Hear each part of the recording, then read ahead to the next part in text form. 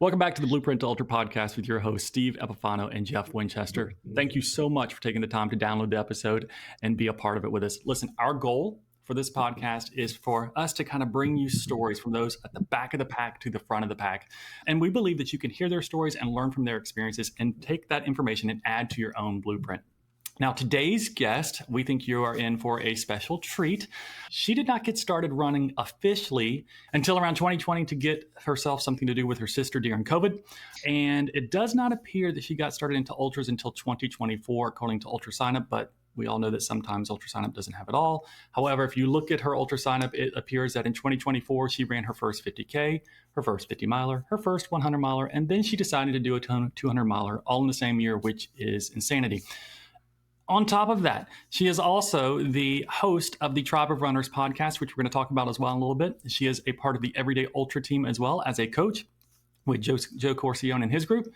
And it doesn't seem to make a lot of sense because she's done so much in such a short amount of time. And so we're going to dig into all of that. And we are also going to spend some time focusing on injuries that derail us and the setbacks that we experience in training that kind of go into our schedule and our calendar, because a lot of us will spend an inordinate amount of time training for a race and things will kind of come crashing down through no fault of our own. And we want to talk about some of the mental side of that, some of the physical side of that, how you recover and how that can kind of drag out. And so we think there's no better guest to talk about that topic as well as everything ultra with Miss Liz Myers. Liz, welcome to the show. Thank you so much for having me. I'm very excited to chat on all the things. Now you are wearing it is exciting, right, Steve? You have a hat that says "Go One More." Is that for Backyard Ultra? No, it's actually Nick Bear's logo ethos. I have it tattooed on my arm, funny enough. So it's always just been something that has really resonated with me. When I first got into fitness, I was big into lifting and strength training, and then got into cycling, and then got into running. So I've followed him for many years. So he's just someone that I do follow and look up to. Well, I'm an idiot because I thought the Go One More that he was doing was based around the concept of a backyard. Oh, no. So it's just been his motto of do one more mile or do one more thing. And it's changed throughout the years. Like everyone, we change and things change. And his story behind it has, not to say changed because I don't mean it in that aspect, but it's grown and it's changed a little bit in that aspect. Yeah. But he has done a backyard ultra as well, but it's not what the Go One More means.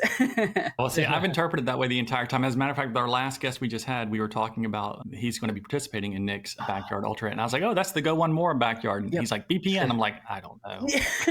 It's all the same. It's all the same. All right. Before we get too much further into this conversation, Steve and I would like to be the first to say to you, happy birthday. Oh, thank you.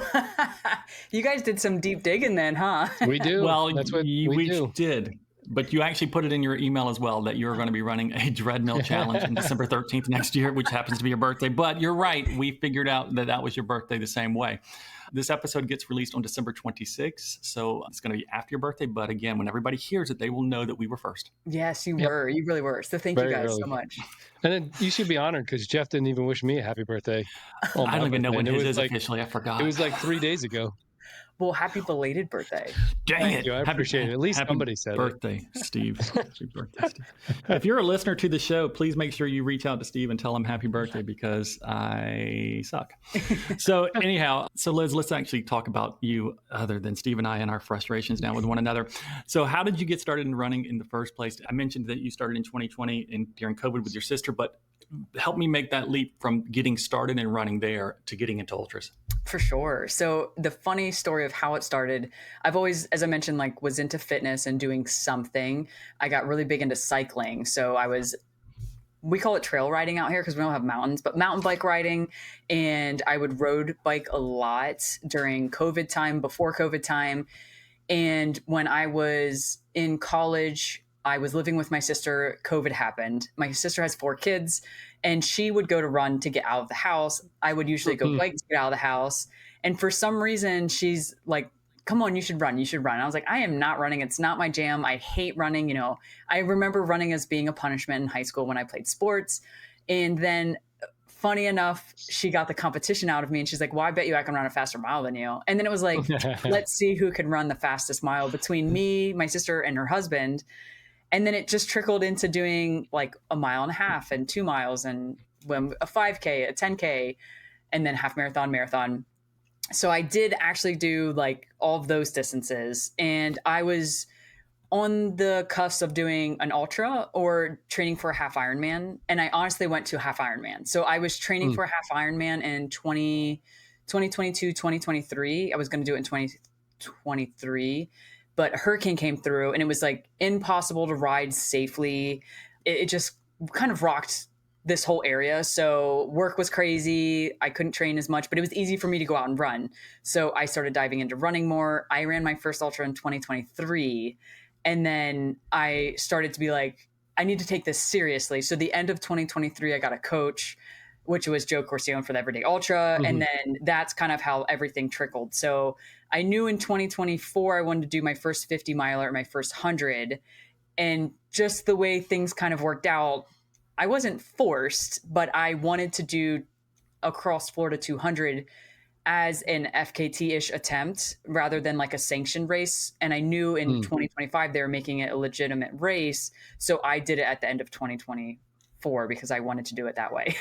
So that's why that year was so crazy, but it looks way worse than it actually was. Yeah, it looks rough. So what was your first ultra in 2023? 50K. It was one of the Crooms here in Florida. So Andy Matthews, he goes by Andy Croom, has a few different, it's like the Zoom Croom Fools race. I don't remember which one was the first one, but I ran one of those for my first one. I have that you did the Croom Zoom 50K in January, so it must have been the Zoom Fools. Yes, in April, and I'm pretty sure that was in 2023. Yep. And then we got to check with Ultra sign up. Yeah, it's not on Ultra sign up, just so you know. I know. That's what the issue was. Andy. Andy Croom. Andy Croom is the race director of the Long Haul 100. If people are familiar with who he is, that's one of the other races that he has, which is the only Western States qualifier. No, it's not the only one in qualifier in Florida. Is the Florida Keys 100 a qualifier or not? Ooh, I don't think it is. I don't know if it is. Maybe it isn't.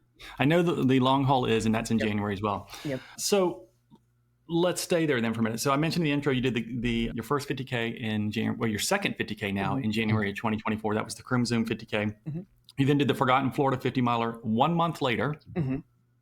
Now you hired a coach at the end of 2023? Yes, we officially started working like right after Javelina. So like November-ish.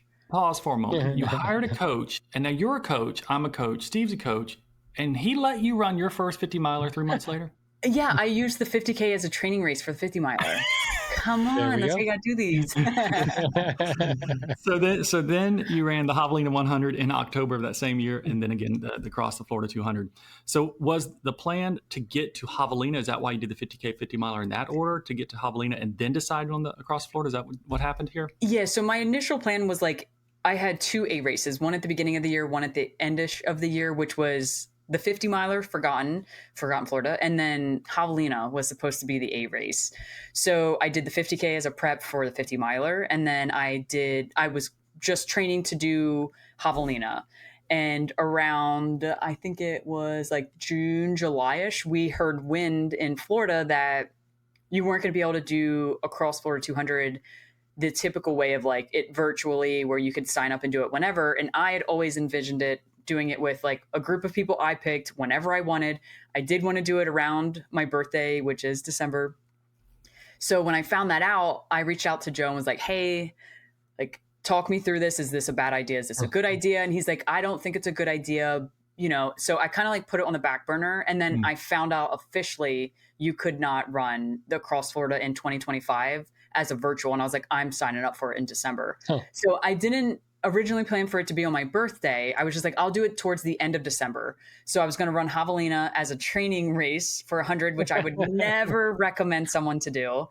And then I was going to give myself enough time to run Across Florida at the end of the year. I was going to do it like the last couple days and run into 2025. But then I found out that my birthday last year was on a Friday the 13th. And I was actually born on a Friday 13th. So I was like, I have to do it. So I told you, I was like, listen, I don't care. I will go in a little more tired than normal, but I'm running this race on my birthday. I will start it Friday, December 13th, and then, go do it. And he's like, I know you will. So we're going to do it that way. So that's how that happened. So, I'm sorry, and Steve. then Go ahead. I was just gonna say, so like when you're doing the races as a training run, so like your first 50K, I know it's hard, and like I said, as a coach, it's hard to get your athletes because they're in a race environment. Did you have a plan going in? Like, I'm not going to go any faster than this, or I'm not going to go past this level of effort, or was it like I'm just going to take it as it comes, that kind of thing? So it was my second 50K. So I already had one under my belt. Yeah. So the distance I wasn't worried about. It was more of like, you have two options for this race. And this was my whole, I was going to go out there. My plan that never goes to Hmm. plan.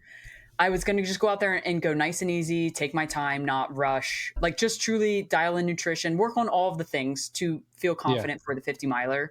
And I'm running, it's pouring down raining. I think if I remember correctly, it was like super nasty, muggy. It's Florida, it's humid. And I get to like the first aid station because it's a looped course. And I hear someone say, "You're first female." And instantly I'm like, game on.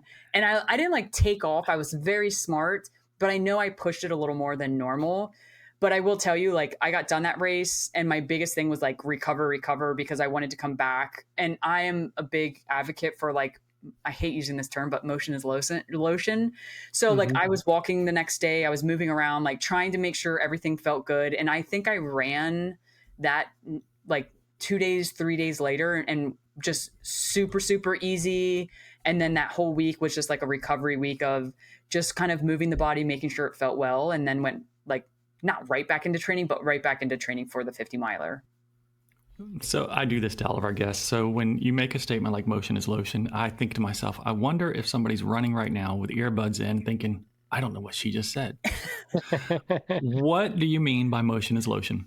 So active recovery, and this is looked at in so many different ways, and that's why I always just say motion is the lotion. So like when your skin is nasty and you want to like make it nice, you put some lotion on it. So you got to think of that. Like when you want your body to be working well and moving well, like you want to keep it in motion. And I'm not saying like you need to immediately go out and run. It could be mobility, it could be cycling, it could be walking. I have two dogs. I used to call them puppies, but I think they're too old to call puppies now. But they are active, they're moving. So I'm walking them all the time. So I'm always moving that aspect. And I'm always encouraging people, like, even if it's just a little extra walk down the road and back, like do something like that after your run, flush the fluids in your body, get the lactic acid broken up, motion, getting that lotion going. Yeah. Well, I think that's important because a lot of people aren't sure what recovery looks like after a big effort run, even if it's a back-to-back weekend of high runs or whatever it is. They think that they just need to veg out on the couch and just not do anything because their body's hurting so bad and their legs are just real heavy. And, Steve, you and I've talked about with others as well, that we just encourage them to get out and do something, like go out and for a walk. And like for my own runners, I will give them scheduled walks after their 100-mile race or 50-mile race or whatever the effort is that they've got, even if it's 50K. Like I will have them do a scheduled walk, and they'll all tell me to a person, I felt much better at the end. I didn't think I was gonna be able to move when I started. And it's like, that's because you sat at your office desk all day long and you need to get up and move. And so I agree with the concept of motion is lotion, or motion is the lotion, or movement is medicine. We've heard like medicine. Right, all those. So again, 50K, 50 miler, two 50Ks, 50 miler, 100 miler, and a 200-mile virtual in 2024. Before we dig into the 200, which is kind of what we want to talk about a little bit today, of those four distances, which is your favorite? Oh, so my 100 was really, really bad. I had a horrible experience, and it's all of my own fault. And I would say my first instinct when anyone asked me this, it's the 200-mile distance, but it's because it was so hard. And it is so hard that I want to go back because I need to get out of that. Like I was mentally in just a really bad spot for a very long time. And for me, I'm like, that's fun because something went wrong and I couldn't fix it. And I want to go back, and not to say quote unquote fix it, but I want to do better and see what I can do. So I would say the 200, I would say the reason being is because it was just the most difficult thing. And I find that very enjoyable. I'd have to agree. I love the 200. 200 plus is amazing to me. Yeah, I'm not interested.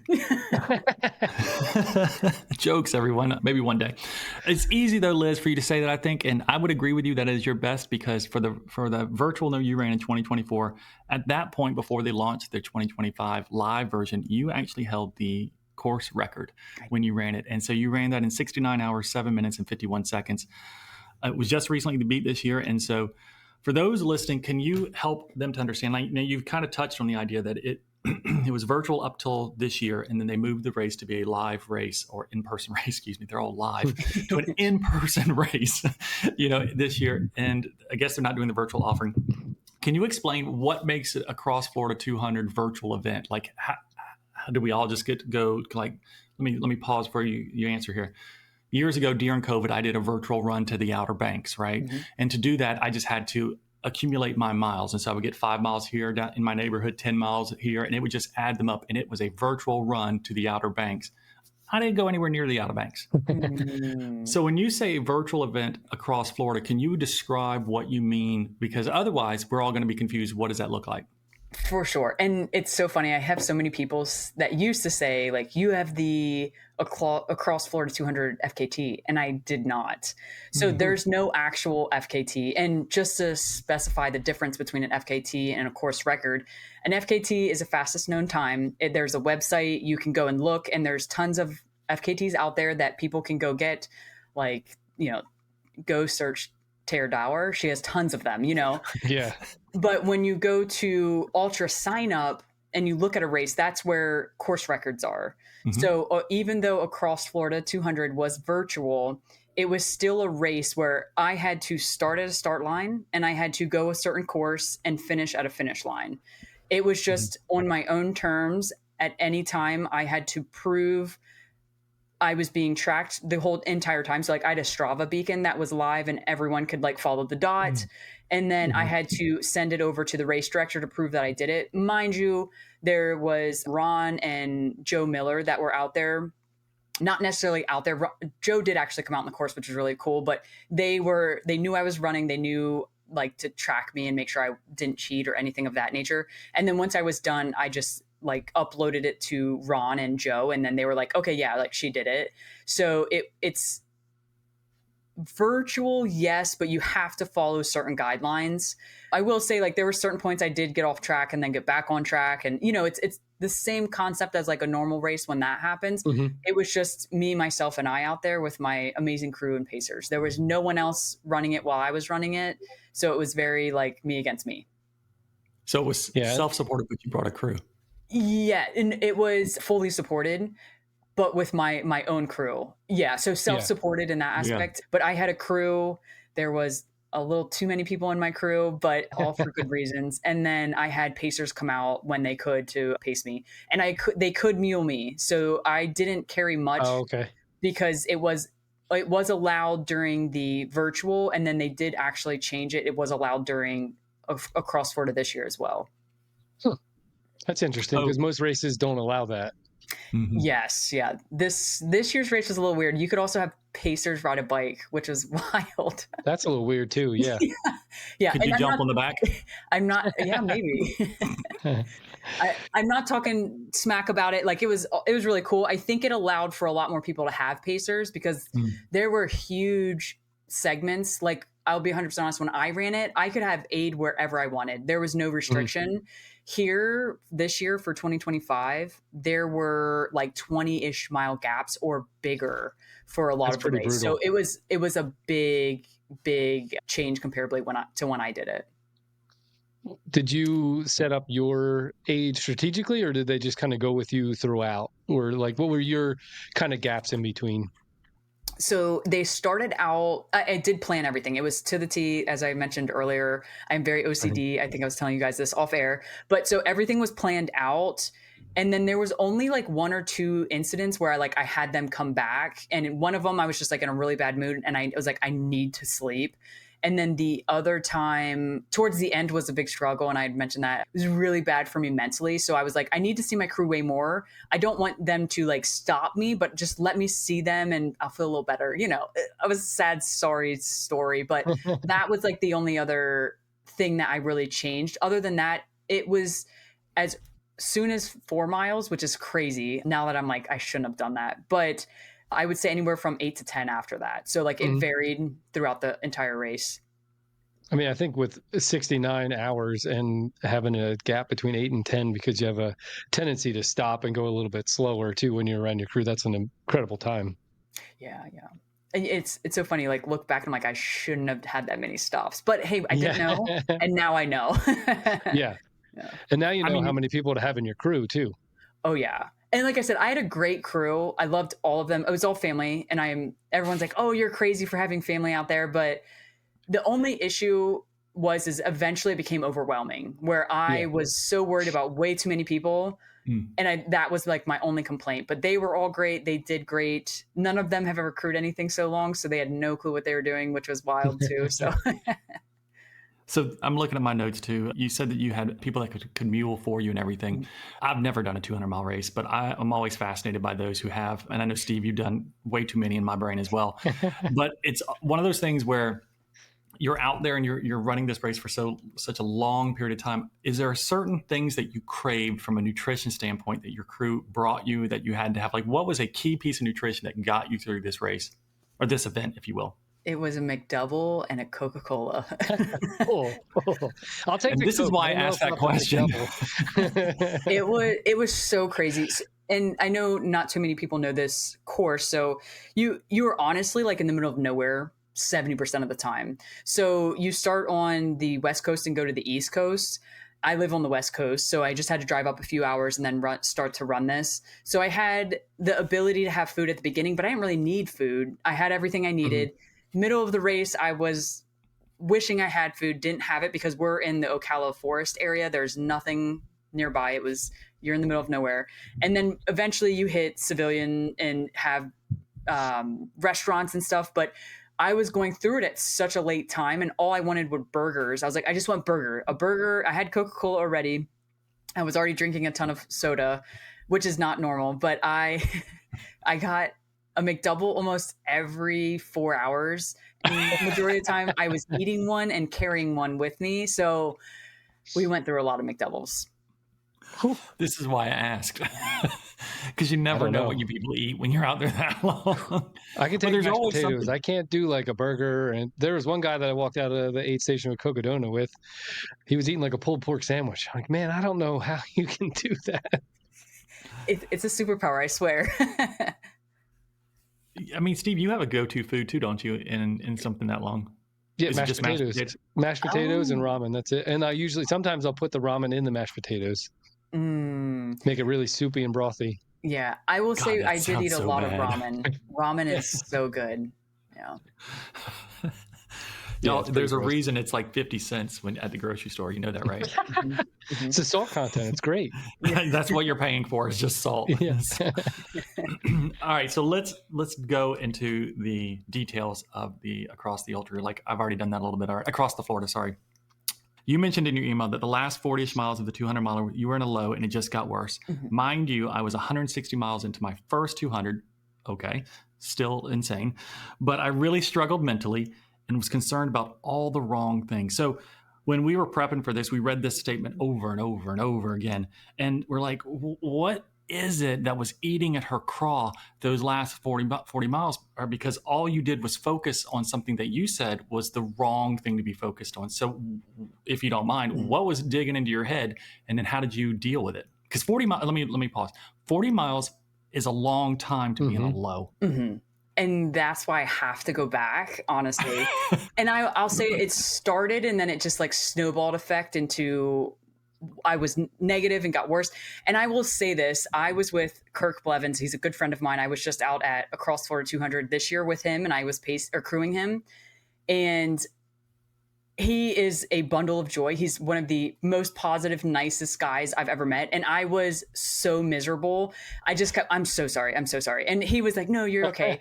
He had signs up for me. Like the night before he went and posted a whole bunch of signs for me to like see. And I would see them and be like, thanks. Because I was just not having it. So I apologized so much to him and he knows it. But the first thing that started for me was I kept getting really disappointed in myself because I was walking or power hiking, however you want to call it, at this point in the race. And I'm like, I should be doing better. I feel okay, but I couldn't mentally get myself to run. My legs or my feet really hurt. Don't get me wrong. I'm sure, as you know, it's a very uncomfortable, painful thing to deal with. But I just couldn't get myself to move quick enough. So I started getting really down on myself. And then I could start to put together that people around me were fighting. So like my crew were arguing, I was mad, and I was just worried about everyone else other than like really myself, and like trying to get myself back in order. And I just remember asking multiple times, like, hey, what's going on with everyone? And they did the right, nothing, we're all fine. I'm like, Mhm. no, I can tell something's wrong. And they were sleepy. Everyone was trying to tell them what they thought was best for me. Everyone, I had family involved. They were all knowing what's best for Liz, and my mom was my mom, my sister is my sister, my partner were out there. So everyone knew what was best for Liz. And I think I just really focused way too much on like what was going on with them. And I shouldn't have. I know now, like there's absolutely no reason that I was, but I really think it really dwindled into the fact that like I just got so sucked into my negative spiral of myself that like I was like, well, if I need to get out of this, what's going on negatively with them, I can fix that. And there's no chance I was going to fix anything. Yeah. You're not really thinking logically at that point, so there's not much help you could offer anyway. Yes, exactly. So let's dig some of that. If you're going to take a crew to your next 200, or for any of your athletes that you work with, or that I work with, or Steve works with, what advice would you give them as they're identifying their crew for such a big event, to kind of dictate a little bit of like how they want to structure their team, but also the advice they want to give to their team when they're in a difficult situation? Because crew members, it's hard to be on a crew.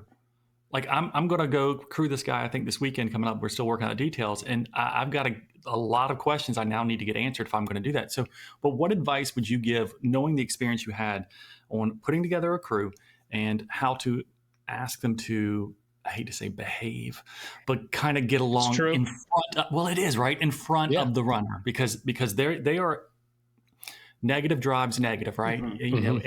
And it's not their fault, but we tend to feed on it. And so, how do you give that advice on the front side? Yes. And I will say the biggest thing is to have everyone prepared, which I know I did do. Like we mentioned, I'm super OCD. They had charts, everything. But I will say, like, having someone that is really, really organized be your crew chief or know what they're doing is so important. So none of my crew have ever really crewed a point-to-point race. My mom and my partner have crewed me at Javelina. They've crewed, my partner's crewed me at all of my races just about. So she's been around. I was not concerned at all for that. My mom has the backbone to tell people off. So I was like, that's my crew chief. I need someone like that. But I also think she's never saw me be so, honestly, I don't know if I can cuss on here, but just jacked up. Like I was, not myself. I looked horrible. I wasn't sounding the same, like you're just in a horrible ass mood. So I think when she saw all of that, she's like, is she okay? What's going on? And then that added the controversy. So like trying to prepare them for like the worst possible thing, but being prepared as much as possible. And then truly having someone with experience. I would never go back, because I don't regret nothing. The race was amazing.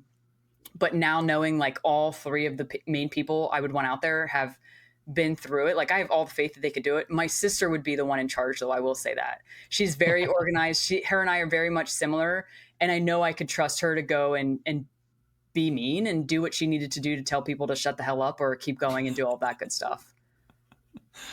I think it's key. I think it's key that you identify people who have experience, because when you first listed your mom and your partner's experience from Javelina, your sister did not have that experience, but now that she's had it, you're like, I would pick her as my chief. I'm like, yeah. Right. Yep. So you need organized and experienced, which I think is a great piece of advice. Steve, I'm sorry. Didn't mean to. No, that's all right. I was going to say, like, I think that's great, because I sit down with my athletes, especially before a big effort. And if they're going to bring a crew, we have a crew meeting just to make sure everybody's on the same page. And at that crew meeting, I have them identify who the crew chief's going to be. And like, they set the rules, they set the tone, whatever they say, that kind of goes. That's the whole thing. So, and everybody knows my crew chief's my wife. She's been it from the beginning, whether she wanted to or not. She just kind of stepped into that role. I don't have any other crew besides her. There was only one other time I brought other people, and that was when I made my documentary for Cocodona, a little shameless plug. But there was a point during that, and you talk about experience, the videographer and the camera guys, they hadn't experienced the sleep deprivation either. So they were like the second or third day in where they hadn't really had a good night's sleep. And the Katie, my crew chief, had to like smack them around, like, hey, like, we got to stop this. We're getting to the next stop, and this is how you're going to act. Like, and that's sometimes what you need, especially in like anything can happen behind closed doors, but in front of the runner, you need to look organized and a united front, and just get them out, and then you can do whatever you want to do. Yeah, I don't think new crew members that have never had the experience understand how difficult it can be. Like, it's not easy to crew. It's exhausting. They have to. I think it's worse. It is hard work to crew somebody. And I think we look at it as they want to be a part because they love you, they care about you, they think it's going to be great effort, they want to support you. And then they're with you and like, you are ruining my weekend. Yeah. I've crewed and paced Cocodona, and I'd rather run it. Right, because you're the focus, right? It's just different. You just have to only worry about yourself, and all these other people are trying to worry about sleeping and trying to also take care of you or get at the right spot. It's just, I think it's very hard. And if there was a way for crew members to understand that going in, I think it would save everybody a lot of pain and suffering. You also mentioned around the same thing about I guess what ultra running has taught you. You said that you're stronger mentally than you thought you could be or would be. Yeah. I don't know how.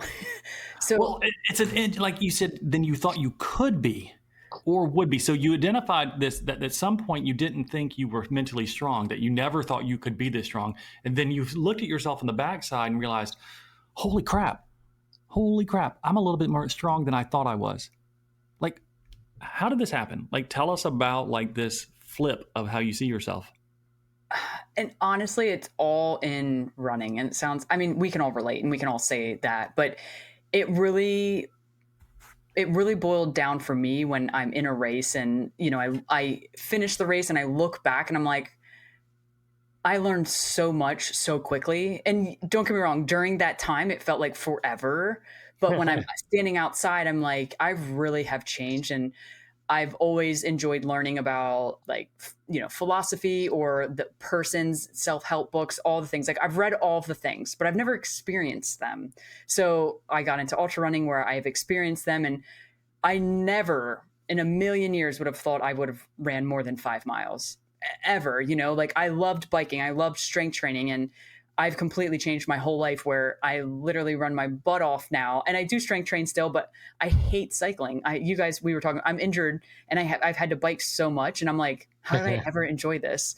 And it really made me step back when I got injured, because it has made me realize how much running has made me who I am in the sense of freely, mentally, and just a whole different human being. Because when I'm cycling, I don't have that same release or the same mental clarification or, you know, freedom in that sense, where when I'm running, it's just way different. And it's really made me realize how much I've changed and how much I need to get out and run so I don't go mentally insane. So tell us then about the injury. It looks like, and I did a little bit of trolling to kind of figure this out, but I'm not 100% definite. But I'm guessing sometime around September, you injured your ankle. You had some sort of severe sprain, and that you really just began easy running towards the beginning of November, it looks like. Does that sound about right? A little off, but so the beginning of August. I love that you're looking at a calendar, by the way. That tells me everything I need to know. She's like, it's like he's so wrong. Here's the actual dates over here. I can tell you the actual probably time that it happened. No, I'm just kidding. No, but that's what we want to know. So I haven't followed your journey well enough to know exactly when, but your injury is a pivotal moment in your current running career. What happened? Yes. So I have to look at the date again. August 9th, I was running H9. Have you guys heard of this race? Yes, it's in Georgia. Yes, it is insane. I was so excited to go run it. Obviously, I live in Florida. It is flat here. I did all of my training on a treadmill or doing hill repeats I call it the Florida Mountain, but it is a like 70-foot elevation hill where I would just do repeats. Peak, man. Yeah. So I was just training for the Barkley Fall Classic, which was my A race. H9 is very hard as well. So I was like, this would be a great training run. It was actually a little close, in all honesty, to Barkley Fall Classic, but it was a shorter distance. I was like, I'm going to be okay. So I wasn't worried about that. but I never saw this coming. So I was roughly 3.5 miles in, and I rolled my ankle, and I felt it, or I heard it, I felt it, all of the things. And I'm not gonna lie, I'm the type of person, I roll my ankle all of the time. It's not uncommon for me. It kind of like rolls and comes back, and I'm okay. Like, it may hurt for a split second, but it works itself out. I blame it on, I really have reasons to blame it now because I actually know what's wrong with my ankle. But I used to blame it on like, oh, I just rolled my ankle so many times playing basketball. Like, it's just, that's how it happens. But now I know I actually have like really weak ankles, and I know the area that's weak, and I've been working on it. But when that happened, I was 3.5 miles in, and I had to get to mile 8, or I had to go backwards. So being a normal ultra runner, I was like, I'm going to go forward because I'm sure I can walk this off. So I tried to walk it off. I actually called my partner, who wasn't with me. My mom was with me at the time. And I was like, and I'm such a jokester. I called her and was like, I just rolled my ankle. And it's not funny, Liz. Come on. How's the race going? And I'm like, no, really, I think I'm going to have to drop. And she's like, no, seriously. And I'm like, no. I'm being dead serious. And so then she knew I was serious. So we chatted about it. I got off the phone. I tried to run. I would try to walk. It was okay-ish, but I had a lot of unfamiliar pain, and I'm like, this isn't good. So I called my mom. I was like, I need you to come pick me up. I'm going to drop. I got to mile 8. They told me he told me I could drop, but it was going to be anywhere from 4 to 6 hours before someone could come get me, or to have my own crew come get me, because it was such a hard place to get to. So I was like, well, I could get to the next aid station in 2 hours if I just walk. And so that's what I did. So I walked to the aid. My mom kind of came and got me there. Mind you, this is in the middle of the mountains. I didn't have good cell service, so it took her a little hot minute to get to me because we couldn't communicate very well. But I had my poles, so I used my poles as like life support, got myself to the next aid, took my sweet time. There was no rush, and immediately got in the car, went home. It was already swelling, bruised like crazy. So I knew I made the right choice. It didn't feel right, but I knew I made the right choice. Went home immediately that day. I was like, I'm done. Like, drive me home. My mom knew. She already had the bags packed. She was ready to go. And then I took a few days off. And that sounds so horrible as an ultra runner, but I'm sure a lot of people can relate. And I was just like, it's going to be okay. I'm going to get back into it for Barkley. Like, this always happens to me. It's not that bad. But the more I was kind of like trying to run, it was so painful. I was like, this just doesn't feel right. So I was back to running probably within 4 to 5 days, but very easy. If the pain got above a 4, I would immediately stop. So it was very controlled, still not smart, like 100% still not smart. Yeah. And as a coach, I'm like telling all of my athletes, like, this is not smart, but I need to figure out what's going on, if I can run Barkley or not. So I was out walking my dog maybe less than a week out. As I said, I walk my dog all the time. Walking was not that painful. And where I live, there's like these giant acorns that they're on the ground. I literally rolled my ankle on an acorn, fell down, could barely put any weight on it. I have 2 rambunctious dogs that are just ready to walk. I had to drag them back home, limp back home. It was horrible. It was like traumatic. So you re-injured it. So I re-sprained my ankle and it swelled up. It black and blued again immediately. And I was like, I need to go to a PT.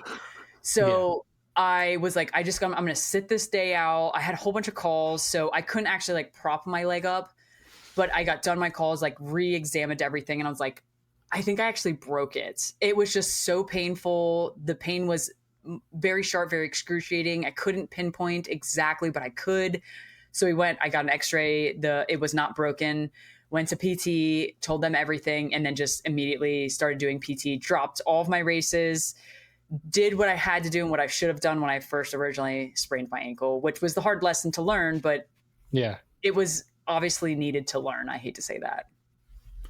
Do you think when you re-sprained it is when it got worse, or do you think it was just as bad the first time? So I think I tore it when I first originally sprained it. Wow. I will be 100% honest. Just the amount of bruising. Should I have ran? Absolutely not. But I'm very stubborn, and I'm like this always happens. And I think me re-spraining it was the realization, like, you have no ligament in there to do anything.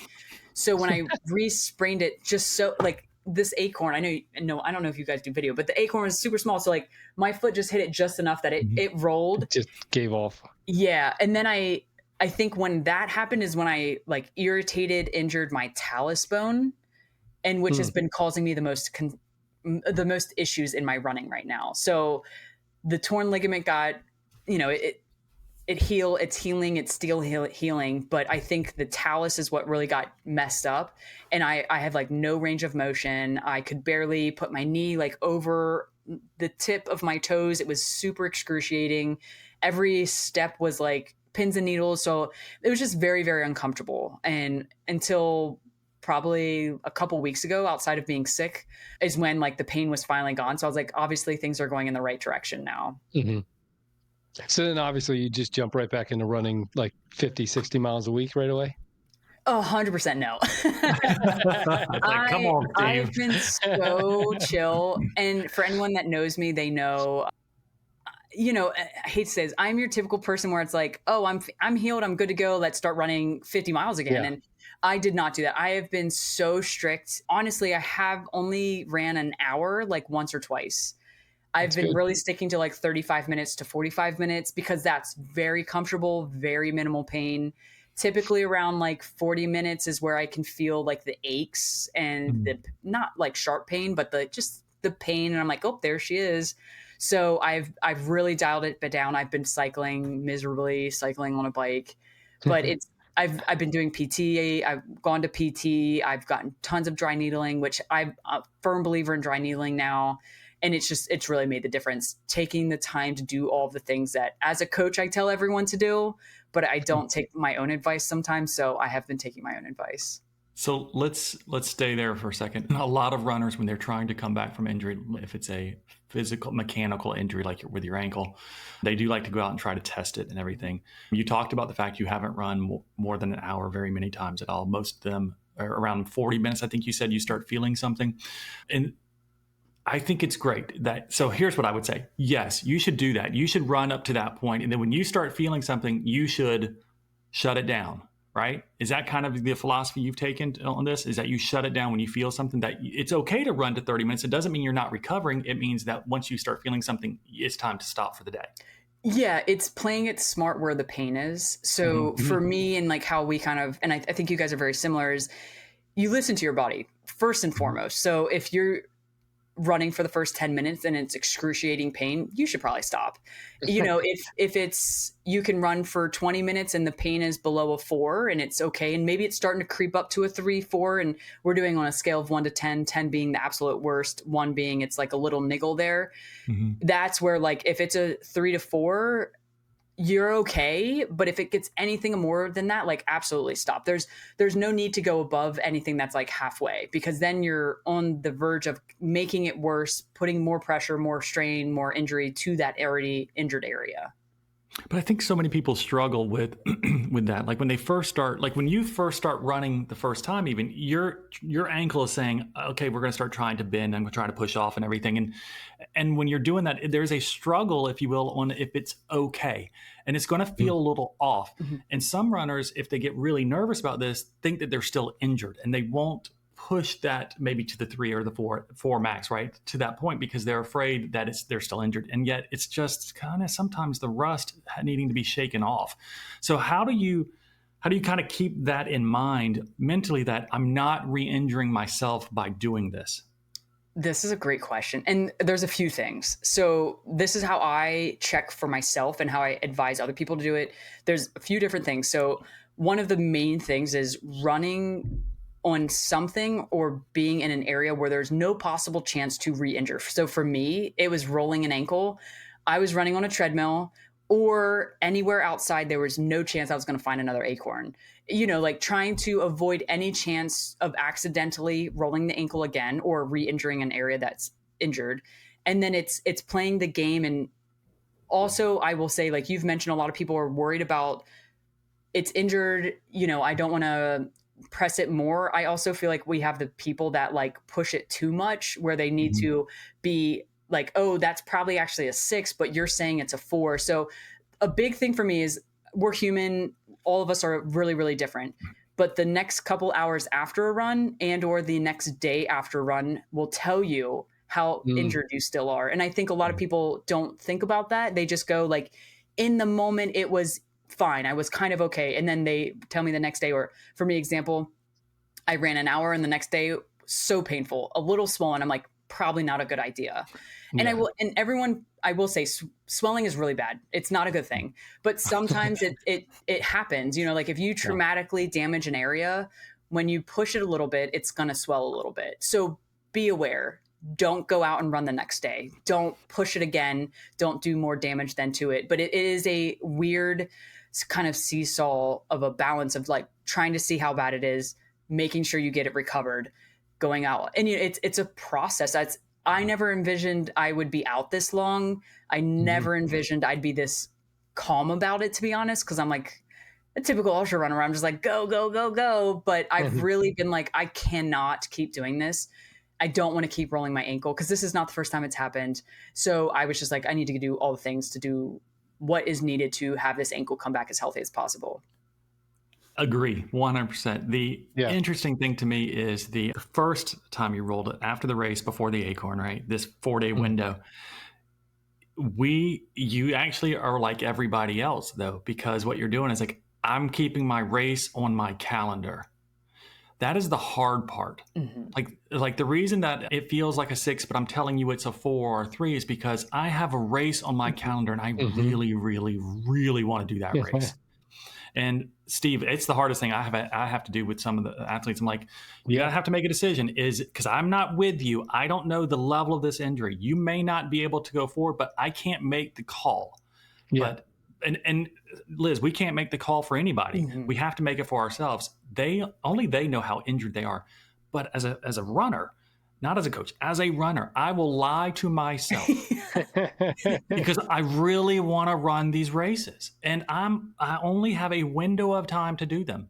It's hard to get them. They don't happen but once a year. And I eye this race for the entire calendar.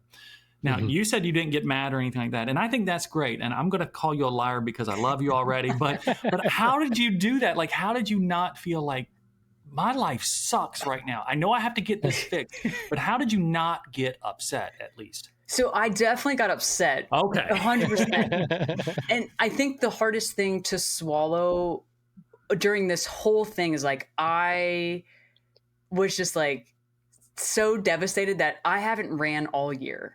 And I run for 3.5 miles and I rolled my ankle. And then that was like my big thing of like, I have to do the Barkley because it's my A race. This was just a for fun race and I jacked my crap up. Like, no, I'll be okay. And I think you guys will understand this, but I am so honest with my own athletes when they do something and I call them out on it. And it's never in a mean way, but I'm like, I'm a runner. I do the same shit. Same thing. I literally do this to myself and I see you doing it. I'm trying to prevent you from doing what I did. And, you know, they like get a good kick out of it. But, you know, even though I'm a coach, even though I know better, like I still do the things sometimes. And it's because A, I'm really stubborn, and B, I'm a human and I want to do the race that I had my goal set on doing. So once I realized how bad it was and I could barely walk and because I re-rolled it, it was just like, well, you screwed up and you have to own it and you have to fix it. Everyone knows about it because you post on social media, and I don't have a huge following or anything, but I have to own up to what I did. And I need to do the right thing, which is getting it taken care of and doing all of the PT and all of that. So it was just a quick like pity party. And then I'm upset, but I have to drop this race. It's not feasible. I wanted to do Tampa Bay 100. I had to drop that race. I was actually in long haul. I had to drop that race. So it was like a bunch of hard pills to swallow, but it's what was best for me to be able to run long term and not short term. And that's all I care about. Like, I want to be 70 years old out crushing races and doing all the crazy stuff. And I can't do that if I continue to mess up my ankle.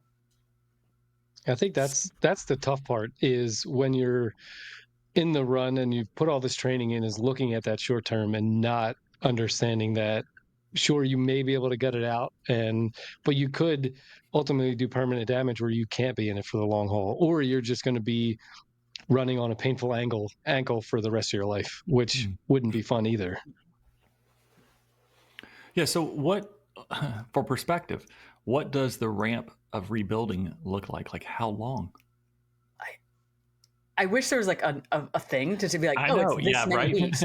But that's what you have to say. Yeah. Like, Yeah. because that's the part that is terrifying for your runners, for yourself as a runner. Like, oh my God, I'm injured. I have to shut it down.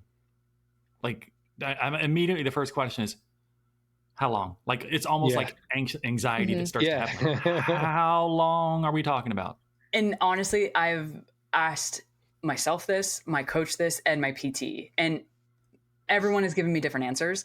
But when I like really deeply took a look and was like, you know, back a couple months ago when it happened, I was like, could I do Tampa Bay? And the first thing that popped in my mind was absolutely. Like, I can definitely get myself back to Tampa Bay. And then a week went by and I'm like, I can barely run for 30 minutes. Tampa Bay is probably out of the question. So I was like, could I do long haul? And everybody told me yes. Like, you could definitely do long haul. And I'm not gonna lie, in the gut of my stomach, I'm like, I don't think I can. Like, if I did, I'd be forcing all the volume, and everyone's like, oh, you've ran 200 miles. Like, you're fine. Yeah, I trained my ass off to run 200 miles. I've literally just been cycling for a couple weeks. And don't get me wrong, cycling is great, but it is not the same as running. So I really had that hard check of like, am I going to be able to do long haul? And I just kept telling myself, no. I didn't have that high expectation of like, I get to run a race next year and it's going to be the first month of the year. It's going to be great. I just kept telling myself like, don't get your hopes up. The main focus and the main goal race, which is not a race, is to be running pain-free, injury-free as soon as possible, but as like smart and just respecting my body as possible. Because a lot of times as ultra runners, we just wing it and we're pushing it and it still kind of hurts, but we're still doing too much for our own good. So I've really, really, really tried to like just respect it because I've always had this ankle issue. I've always dealt with rolling my ankle through high school, funny enough, I rolled my ankle right before Javelina and it snapped back and I was fine within a couple hours. Like it always happens. So this was just that final straw. It got so bad that I was like, I'm done. I need to fix this. And it maybe took a year, but it finally happened. Yeah, to me, that's real. So I just real briefly here, back in October, I went to the hospital with pericarditis. Basically, my heart decided it wanted to just react to whatever. And so the sac around my heart got super inflamed. Everyone thinks you're having a heart attack. It's kind of what it's like. So I was in the hospital for 2 days with all the symptoms of a classic massive heart attack. Coming out of that, I was not allowed to run and have not been allowed to run. So I had to take 6 weeks off from any kind of running. I was allowed to walk. And after 6 weeks, I just started back a couple weeks ago trying to run, and the aerobic base is completely gone. I mean, there's nothing. And I was looking at doing Western States. Thank God I didn't get in, but I was terrified how am I going to get the elevation in time to get to Western States if I get in the first place. But I was going to do it if I got in. I had planned on doing potentially as a prep race, even still as of a couple of weeks ago, to do the Canyons 100K, which is in April. And that's got a ton of gain. After just that deep gut discussion with myself, I'm like, this is insanity. Like, I have to recognize that I've gone through a bit of a traumatic event. My heart did not want to like me for a while, and I've got to kind of change this. And yes, your aerobic base, it just flattens out. We are ultra runners, and yes, we can do some hard things, but the reason we've done ultras is because we have had a base that we've built from it. So yes, you did a 200 miler, but you also did a 250Ks, a 50 miler, 100 miler, just to get you to that point. It's not like you weren't doing anything, right? Exactly. And so I think that's the lesson, is that depending on how long that gap is, we do have to start over, and it's really okay. So I'm targeting a 100 miler later in the summer, and it's going to be close, but it's all going to be dependent on if I can get there or not. I've got 2 in the fall, but definitely in the summer is my next target of possibly trying to get one late summer, but who knows? And if I can't get to it, I mean, I'm going to sign up for it so it doesn't fill up, but if I don't get into it, that's okay. Like, if I don't do it, I'm okay with that already, because I've made the decision I'm going to try to build back first, do the time, take the pain and suffering that it's going to take, because I'm only doing run walks still. So like, I'm not even allowed to do a sustained run still. Like, that's terrifying. So I'm like, I can do run walk. Well, you do a lot of that in your ultras anyway, so maybe this can work, but no. So my situation, and like yours, it was a significant event. Okay. And the reason I'm going to ask this question is because you're going to help me talk myself off the cliff. How do you, in 3 months, 4 months, you're back running, and how do you not think about your ankle? Oh, I think about that almost every time I go for a run, because like we as humans, even though we may think we aren't or we don't do it, like you are subconsciously worried about that. And I know I already am. So for me, all I need to do is build the confidence in things outside of running. So like I need to do all the things to make sure my ankle is coming back to rehab or like back to even better than what it was, which involves me doing all of my PT work, doing all of my strength training around my knee, my ankle, my foot.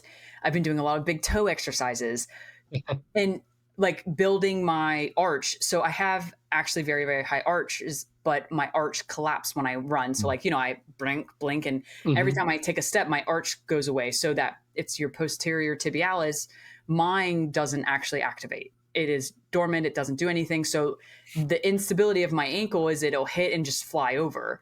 So building all of the things to have a stronger ankle, I'm doing a lot of plyometric exercises. I'm doing all of the things to build a stronger ankle.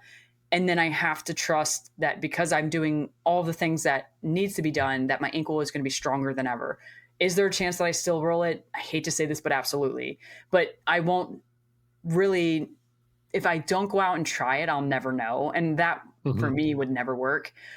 But the biggest thing for me to go out there and try not to think about is to genuinely have all the things done, to know that like I've done all the things to be prepared, be ready to go out there to do the dang thing. Yeah, because you love it. Exactly. I mean, that's what I tell everybody. They're like, well, are you going to stop running? I was like, no. Yeah. No, that seems like a dumb question. Yeah. Like, that doesn't make any sense at all. Like, I don't understand the question at all. It's like, no, I'm not going to stop running. I love it. And so, yeah, it's going to make me anxious at times. I'm going to think about it, but it doesn't mean I'm not going to do it. For sure. I think that's the key. I like it a lot. We were also talking about being motivated during recovery. I am in a very fortunate situation. So is Steve, and so are you. We're actually in the same boat here. We all coach. We all host a podcast. We're very connected to community because of it. For those who are not connected like we are, they don't have a podcast. They're not on social media to the degree that we are. They're not coaching other athletes that they can live vicariously through. How do they stay motivated? This is like the $1 million question, I will say. Isn't it? And I think it comes down to what a lot of people's values are with the sport. So I'm sure you guys have experienced this as coaches. I have some athletes that have the best why for a race, and there's no doubt I don't even have to, like, of course I check on them, but I don't even have to check up on them. I know they're doing the things that I'm asking them to do. I know they're hitting the runs at the right effort or the right paces that they need to be in. I know they'll come to me when there's a issue or something. Like, I trust them. Their value and their goals are very aligned, and I don't have to second guess it. So for me, like, that is what distinguishes someone where like the motivation, because motivation's not ever there. Like, I am not motivated right now. I have no race on the schedule per se. I have some ideas, but I have an injury that is driving me crazy. I am told to cycle and I don't want to cycle. I have truly no motivation to do the thing. And yes, I have tons of people and support, and it's wonderful. But I also know as a person, like, my values are very high. I want to be in shape, fit. I want to have a good health, and I want to honestly feel better, which a lot of times it comes down to some type of fitness for me. And that doesn't have to be for everyone. Like, walking is a great example. You can get the same type of benefits from walking, but if you need motivation to do something, your why is not big enough, in my opinion. And it doesn't have to be some like crazy meaningful, like, I hear a lot, I'm doing this for my kids because I want them to know I can do hard things. I don't think you can beat that. I think that's like top notch. I think any parent can agree. But I know some people are like, I just want to see what I can do. And that is the majority of my why is, I genuinely want to see what this little me can do, because I remember me as a kid not thinking I could do much. And now I'm, a lot older, and I'm like, holy crap, I would be so proud of myself. And so for me, like, that's a really big thing. So I always, you really have to dig deep to get to be doing the hard things during recovery or during injury process to really know, like, why are you even doing this? Like you said, I don't have to run these ultras. I don't have to do the PT. I could just have a bum ankle and go about my way and tell everyone, like, oh, yeah, I actually really sprained my ankle bad when I was in an ultra, and I just gave it all up, and now I sit on the couch and watch some Netflix, whatever the case may be. But that's not me, and that won't happen. I think that's a good point. I think helping people to reconnect to their why, that they started doing the sport in the first place, maybe because I'm thinking in terms of those who are more experienced in the sport, they've been doing it for longer. Sometimes, my why has evolved over time. Yeah. Like I may have specific races that I have a why for, and then I have just this idea of, I just don't think I can do something like this. I've always had this self-doubt. That is an overarching why, right? So we have those, and they evolve over time. And I think that's a really good piece of advice, is that if you're struggling to stay motivated because you've been injured or you're dealing with that and you're having to recover, you've missed out on your A race, B race, C race, or your 100,000th race or whatever it is, then maybe reconnecting to what got you into the sport in the first place is a really good idea. Some other ideas we've talked about before is like, trying to go volunteer at a race really allows you to kind of be around the people that you can resonate kind of the emotions that they're having. I mean, it's why I'm looking to go and crew in this guy, because I'm like, I want to go crew somebody right now and just go be a part of it on that side. Again, I can do this all day long and talk to guests and talk to people, but there's another thing to kind of be in the environment, which is just fulfilling. You just volunteered or paced or crewed at the Across the 200. So you get it. And in the middle of it, I bet during that, you're like, God, I love this sport.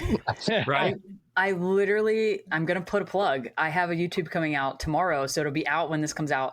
And it's my crewing experience there. And the whole time I'm like, well, I'm reminiscing because like I did the race, and it was very touching because I did propose to my partner at the end of my race. So it was like, I did 200 miles just to ask someone to marry me. Like, what the heck, but at the same time, it really made me, as an injured runner who was barely running, be like, this is why I'm here. Like, if I can't run, like, this is awesome. I'm helping one of my really, really good friends.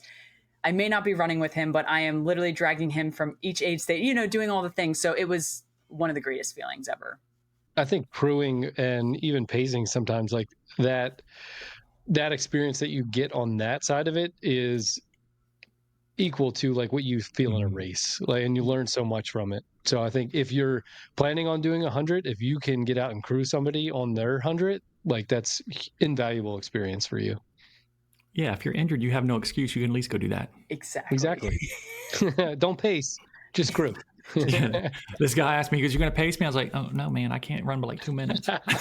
It might be good at the maybe. Yeah, maybe. But anyhow, so let's talk a little bit. You are a coach with Everyday Ultra.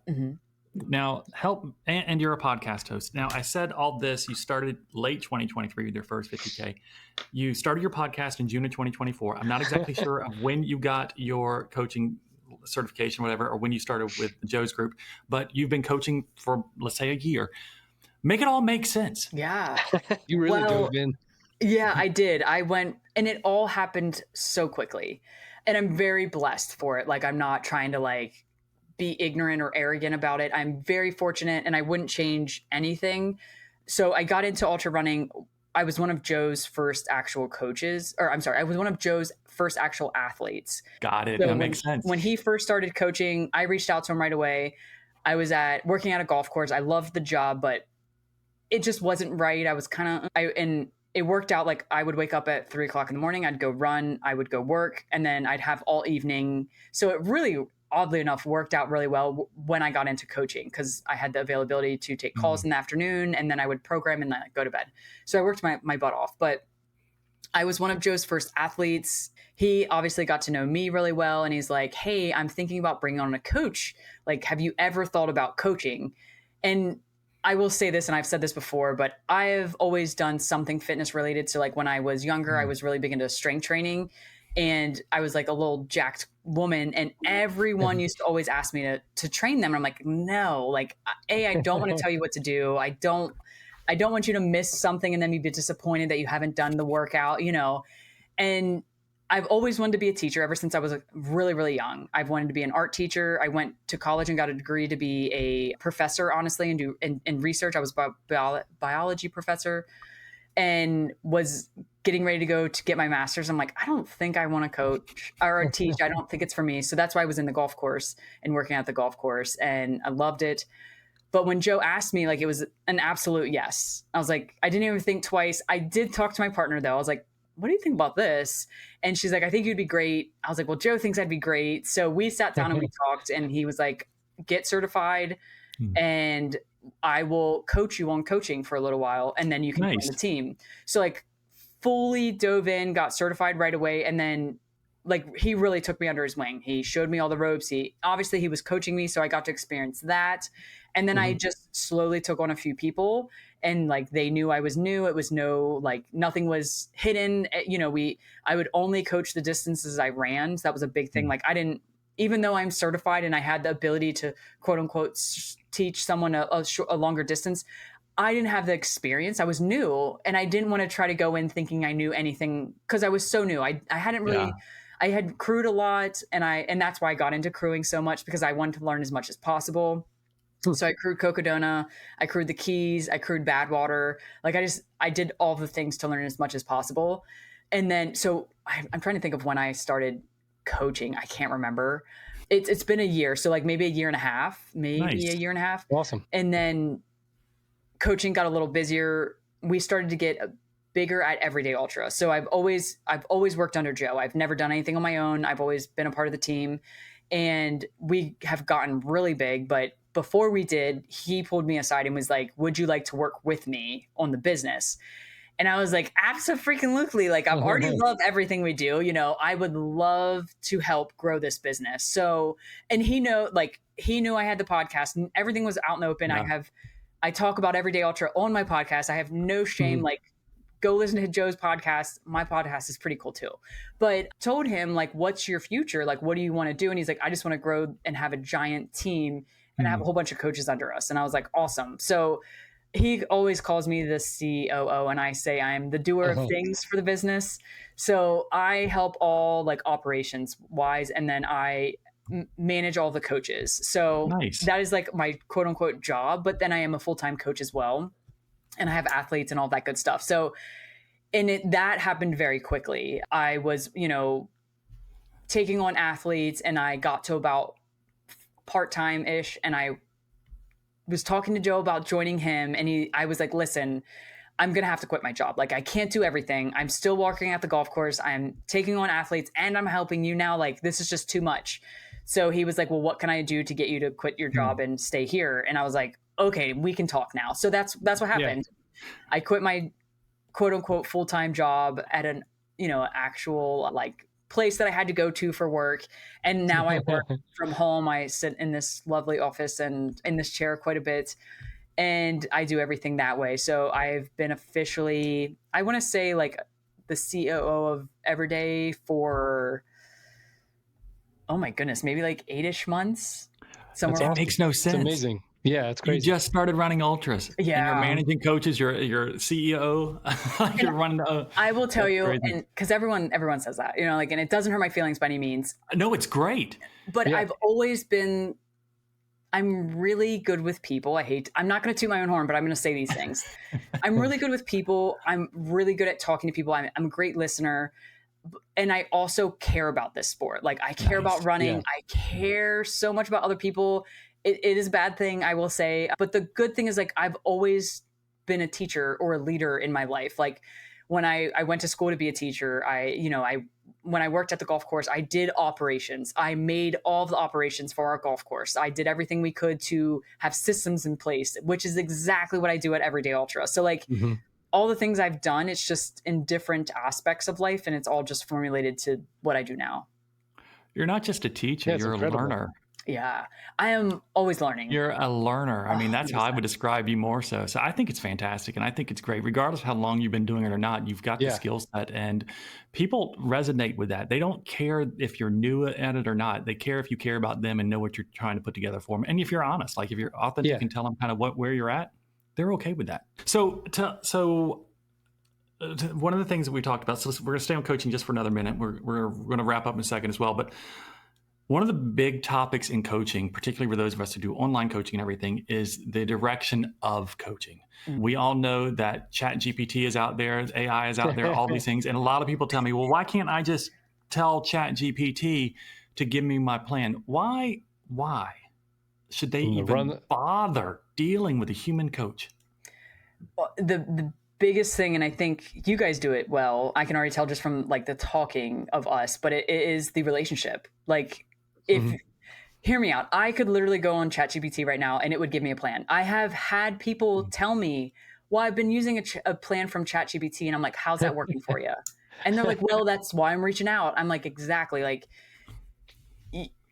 ChatGPT is nice.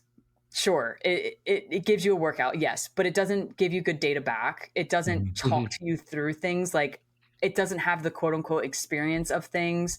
And truly, what we really push, and I push 100%, is like, it doesn't give you a community. It gives you one bot that you talk to. And sometimes it says the right things back. Sometimes it just pisses you off because it says something that you don't want to hear. But with Everyday Ultra and other coaches, like, they have a community, they have other athletes, they have a team of people that is there to support and encourage you. Like, my athletes have met Joe, Christy, Andrew, all of the coaches, and they're like, oh my God, I got to meet this person. They were so awesome. And, or I've had tons of Joe's athletes that know me very well. And they are like, it's so cool that I know you, and I've watched you grow through this. And, we all have this amazing community together. I think that's awesome. Yeah, we think about the idea that if you're using ChatGPT, I think it works good at first pass, if you will. It will lay out, because you can program whatever prompts you want in there, and it can tell you, whatever prompts you put in there, it can structure an entire plan for you for however long you want it to be.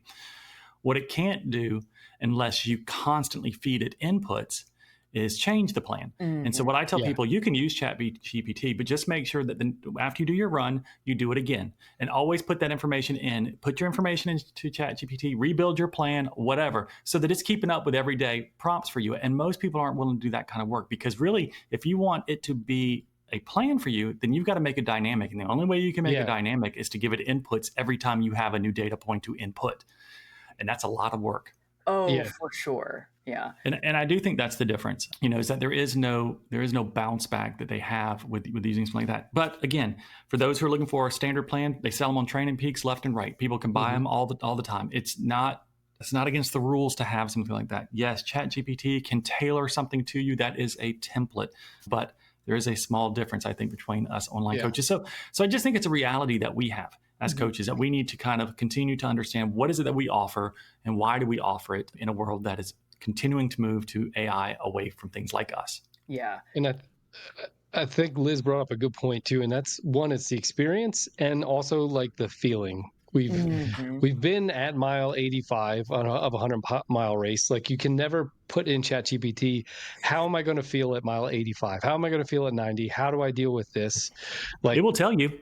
It will tell you, but it can't. It just can't express that level of human feeling of the lows that you may experience during a race, and how to handle those and those types of things. I think that's another good point with that connection too. I always say currently. Yeah. Yeah, that's true too. I will tell you, I don't know how you guys do this, but I have told athletes, like, call me when something goes wrong. Like, a race, call me. And I'm sure you can. I'm sure you could, like, write ChatGPT, but it is so different when a human voice says, this is normal, but you just need to push through it. And they're like, oh, okay. Reading it from a chat bot, you're like, screw this thing. What does it know? So it's that, like, actual human, and they trust me because I've been working with them for months or years, or, you have that, like, oh, my coach says it's okay, or my coach has told me to do this, and it's that, like, it is really just that actual, like, interaction connection with a human being. We are humans. That's what we want in life, is interaction. We come from tribes of, a tribe of runners. That's what I love to enforce and encourage, is like, we are a group of people that thrive to be around another group of people. And luckily the ultra community is just this amazing group. Yeah, I think we as coaches have to be, I think we have to continue to get better at being relational. Oh, I think I think it's just a reality of the situation is that if you feel like, let me say it this way, if you are threatened, and if you're listening and you are threatened by something like this, then you probably need to work on being more relational. Yep. agreed. That's it. Last but not least, you are the podcast host of Tribe of Runners, which you just touched on. We're all part of a tribe. We had one question out of this. Who was your worst guest? I'm just kidding. That's not really the question. I was just saying myself. She was going to answer. She's like, Myself. That was literally like no, myself. I have no clue. No. What is just one thing? Well, tell everybody who's listening about your podcast, because they may want to check it out if they don't already listen to it. Yes. So I started the podcast to share stories, to encourage and inspire as many people as possible through the everyday type runner, anyone and everyone that I could have. I have people reach out to me. I reach out to certain people. For example, I'm going to botch her last name, but the female that just did a cross 200 and got the course record, I had her on my podcast.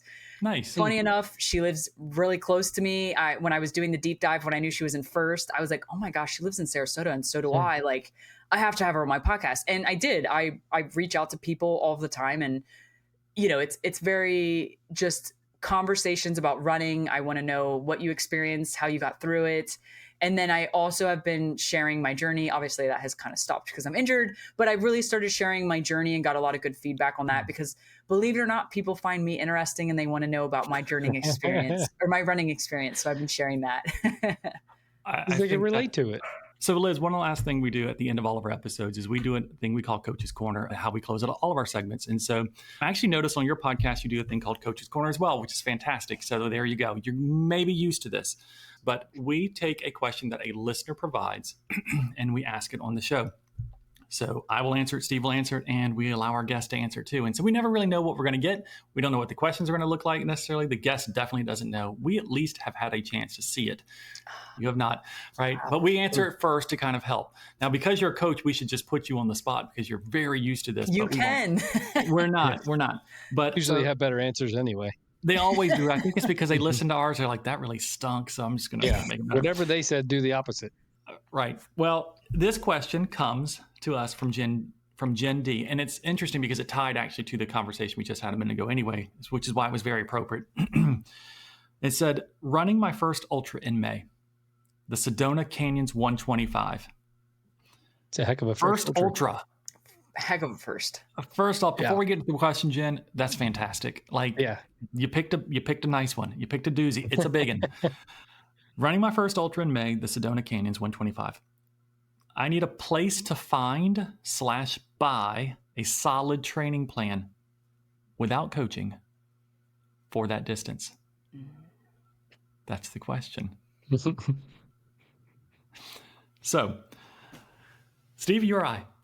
Sure, Liz is like, oh my God. Yeah. She's like, we're all coaches. What are we supposed to say here? Why would you ask me this? No, I'm just kidding. It's perfect for us. That's why it's a perfect question for us, though, right? Mm-hmm, mm-hmm. I mean, besides contacting SoCal Runner Coaching, you can go look that up. Are we all going to plug our businesses right now? Yeah, I think we should, Jeff. No, I'm not plugging mine. Y'all can plug y'all. But like, I think we talked about it, right? You can go on ChatGPT and put in, I would make sure that you put in all the appropriate data from the race. Make sure you put in there your age, your current ability, where you're starting, perhaps where you think your finish would be, or like all that, and then put in as much data as possible so that you get as much of a customized plan as possible. I mean, you could put in there, hey, I'm running a 125-mile race, and that's it, and you'll get a plan, and it's going to be completely different if you put in, I'm a female, here's my age, here's my current running ability, and then here's the race and the elevation profile and all that. It's going to be completely different results that you put out. That's a great answer. So that is definitely a place you can use. You can use ChatGPT. You can also buy it. You mentioned buy as well. You can go to Training Peaks. They have different plans. I don't know if they've got one specific for Sedona 125. I bet you could go into Google and ask, is anybody selling a Sedona 125 plan? There is probably somebody related to Aravaipa that can probably has one for you. So we know that those things are probably out there. The one thing I would only add to what you said, Steve, everything else 100% agree, is be 100% honest with your self-assessment. Those data points that you put in, you really, if you say that, so I do athlete intakes for people who want to tell me that they want to be a part of, one of my athletes that I work with. And they always tell me how many miles they're running per week. And I will say not all of them, because I'm sure one of them is going to come back and say, that's not true about me. Not all of them, but I will look at their Strava, and I have found that it does not match what they say that they're running regularly when we get started. They may tell me they're running 20 to 25 miles a week. And I'm like, you ran 20 miles 1 week in the past 2 months.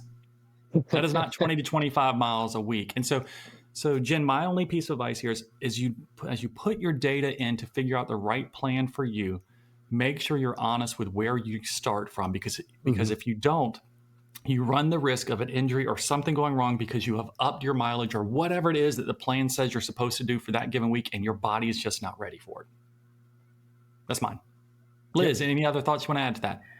So I am going to shamelessly plug something. So the Everyday Ultra offers a group coaching. So it is a month-to-month thing, but it also comes with a plan. So you sign up right away and you instantly get a plan, but you also have the benefit of talking to Joe Corcione every week on a group coaching call where you could get very specific in the questions you ask. But knowing it could potentially, like, it's a one-off thing and they don't want to deal with a coach and they don't want to deal with anything like that, this probably wouldn't be the ideal thing. And I would 100% agree with everything you both said. Like, you could go buy a plan off Training Peaks 100%. You could Google a training plan. You could ask ChatGPT a training plan, but really what it boils down to is like what you truly are doing and what that race involves, which we both, all of us and she herself know that is a very verti race. It is, don't get me wrong, there's a gracious cutoff, and I think that's fantastic. It makes this a really feasible race for a lot of runners, but it's also very hard.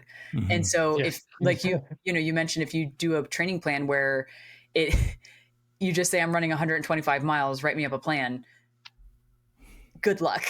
So you have to all the information. Yeah. And again, the question did say without coaching, and it is one thing. And I don't know if it's a financial thing or whatever it is. Maybe that's the reason, but that's just one thing to kind of keep in mind, is that if that's the reason, then there are other coaches out there that will probably work with you on that too. So I would just, Jen, I would just open up that lens, if you will, to kind of make sure that you look at all the other options. So again, Jen, thank you for taking the time to send in the question. I hope it was helpful. We obviously are coaches, so we're biased. However, those were some good pieces of information that there are alternates that are out there that do not require you hiring a coach or anything that you have to have. And so just be very wise as you do it, and build yourself a community around those who are going to do that plan with you, and learn as you go and be okay with that.